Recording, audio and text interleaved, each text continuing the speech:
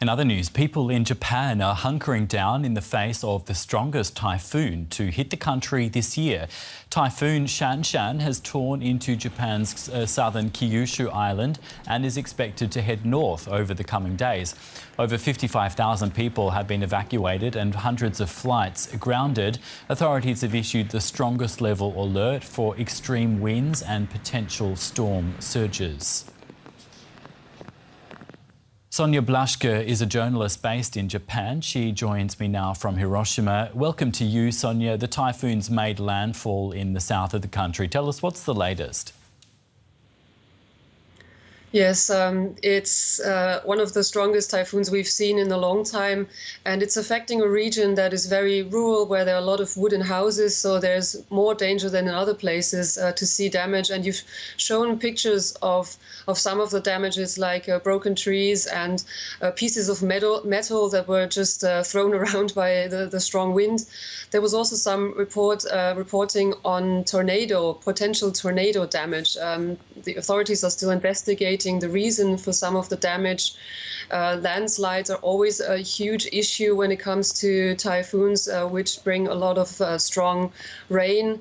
And yes, authorities and people in the area are also warning of further issues because of the strong rain. There have been power outages. People are stuck in hotels, in accommodation, without electricity, without air conditioning in the hottest season of the year.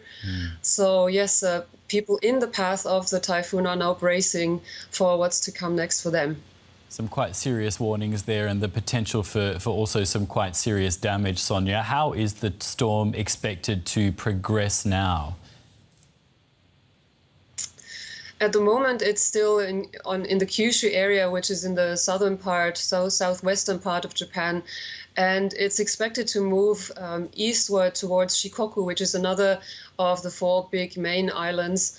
And again, another very rural area.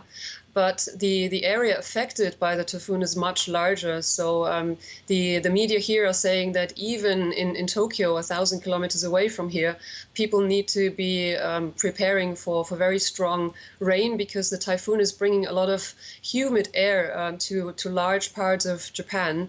And from there, from Shikoku and Osaka, a city of millions of people, the typhoon will move further north, again to a rather rural area.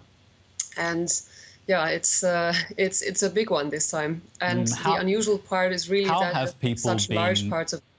I'm sorry to interrupt you. I thought you'd finished. I just wanted to ask you how people have been preparing for the typhoon.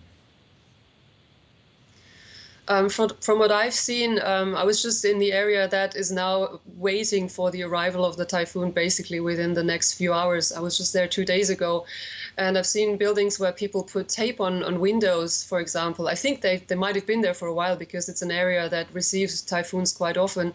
But they put tape on windows because the window panes are quite thin, to prevent them from shattering.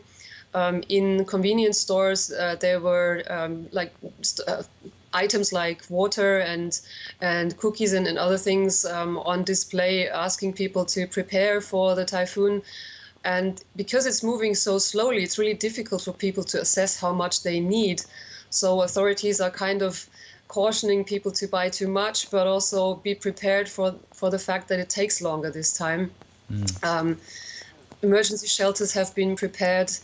So yes, Japan is on the one hand used to this, but on the other hand, because it affects such a large part of the country, it's really quite difficult this time. Thanks a lot, Sonja. Sonja Blaschke there in Japan for us.